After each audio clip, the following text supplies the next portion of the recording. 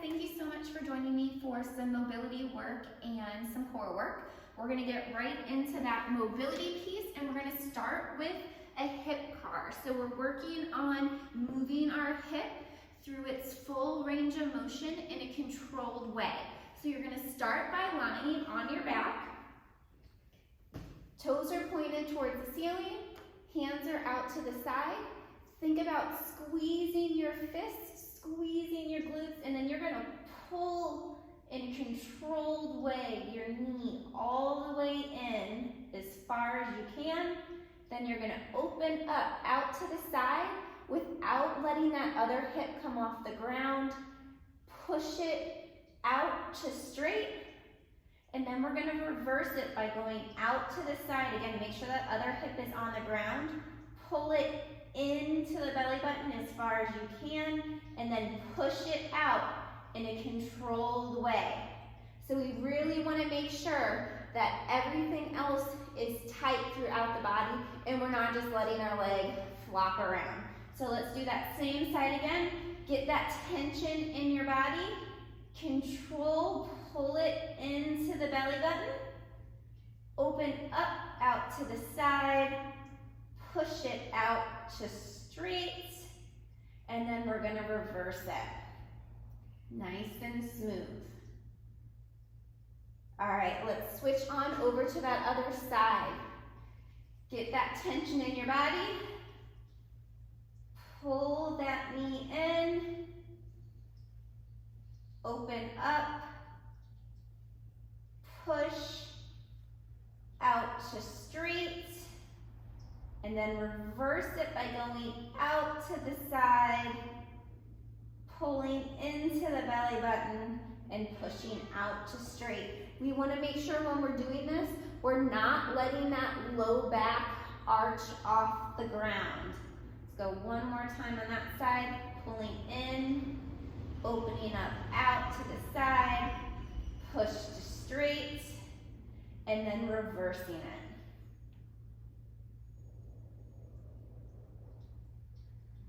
All right, we're going to move into our shoulder car. So we're working on range of motion through the shoulder. We're going to get into our half kneeling position. Whichever knee is on the ground, that is the arm that we're moving. Now we're not just swinging our arm in a circle.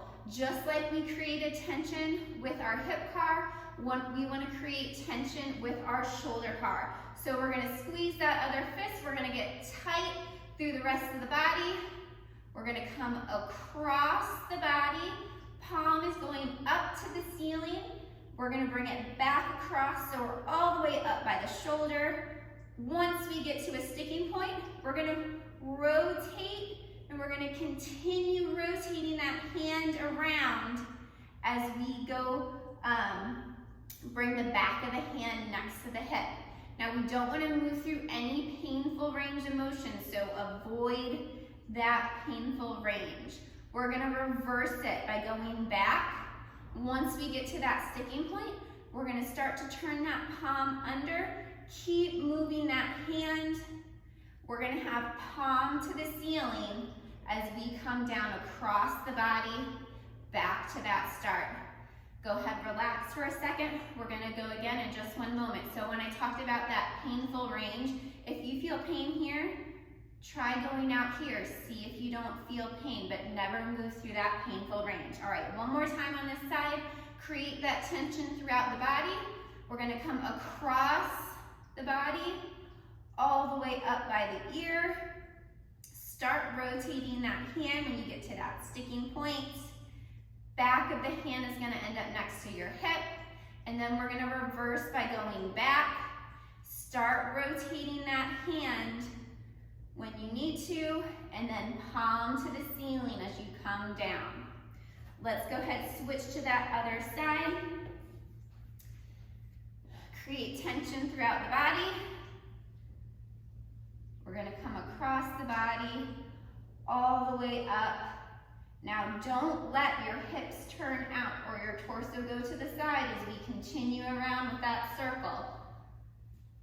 And then we're going to reverse.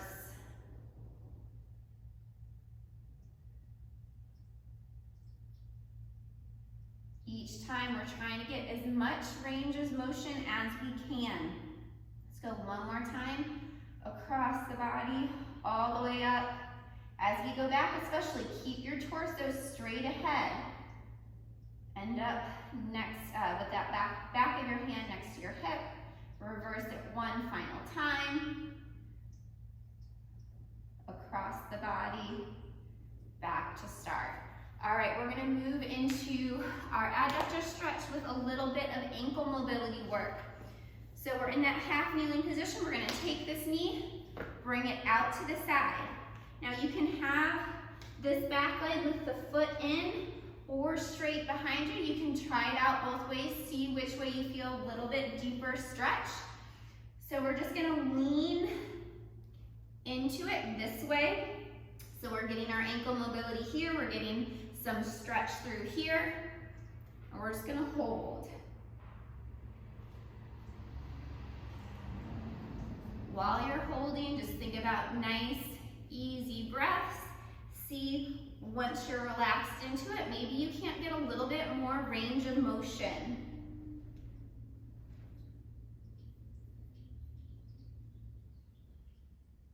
We want that whole foot on the ground. We want to make sure that heel is not coming up.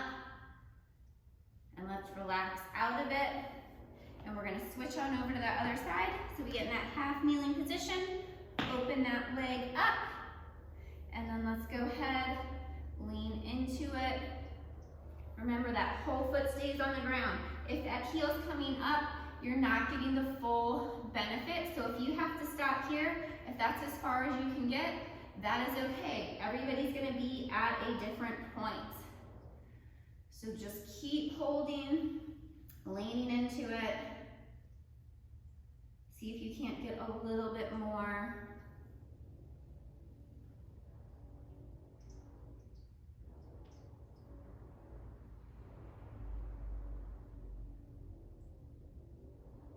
All right, let's come out of it. Now we're gonna move into our core work. So we're gonna do what's called a core complex. We're gonna do our regular plank variation, a side plank, and then a flutter kick. And then we're gonna do that plank variation, other side plank, and then flutter kick again. We're gonna go through all of those exercises and then we'll be done. There is no rest in between. You get 5 seconds to switch. So option 1 for the plank. We have our 8-point plank. Knees are on the ground, toes are on the ground. You're gonna press the knees and the toes onto the ground. And you should really feel all the way through your core, turn on. Our next option is our regular hard style plank. We're clawing our hands into the ground, pulling the elbows towards our toes. And then our next option is our pledge plank. So wider feet and then control, tapping the shoulders. Now this is not gonna be core work. So if you're just doing that, you're not getting the full benefit. Go ahead and drop down to your regular plank. We wanna do controlled taps without those hips moving. Next up is our side plank. We want elbow right under the hip. We'll go from the knees, or you can go feet unstacked. And we wanna make sure a nice straight head, not looking forward, down, up. And then finally, flutter kick. We're lying on our back, can reach up to the ceiling and flutter. If you notice your low back coming off the ground, or if you feel it in your low back and you can't get it out, switch to a bicycle or just a heel tap, slow and controlled. If you feel it in your back and you just work through the pain, that is not helping you. So pay attention to what your body is telling you and choose the appropriate level for you. So let's go ahead and get ready for that plank. Again, it's 30 seconds in each position. And once we're done with this core complex, we are done. All right, get ready. 3, 2, 1. Exercise 1. All right, we have that 8-point plank where you're pressing the toes in, that hard style plank. And if you choose or chose the pledge plank, make sure you're bracing your core and you're controlled when you lift a hand up.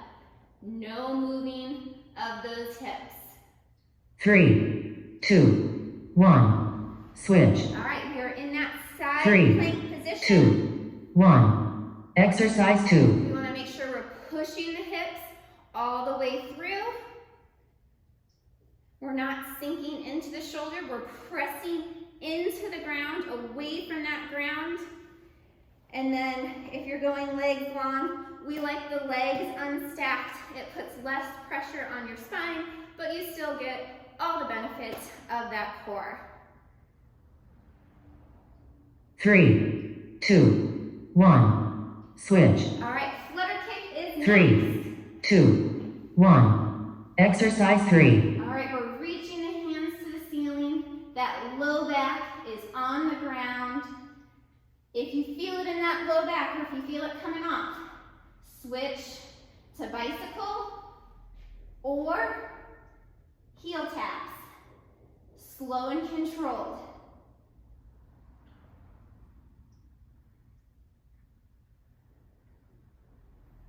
Three, 2, 1.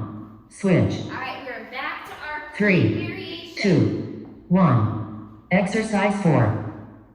Remember, if you're doing that 8-point plank, we want those knees to be where they would be if you were laying on the ground, not right under you. And the key with that one is you want to press the toes in the ground. That's really going to help you feel it in your full core.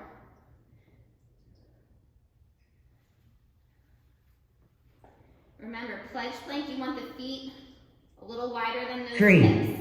2, 1. Switch. All right, other side 3, for our side 2, plank. 1. Exercise 5. Elbow right under the shoulder. Make sure those hips are all the way through. You're not looking down. You want that head in line with your body.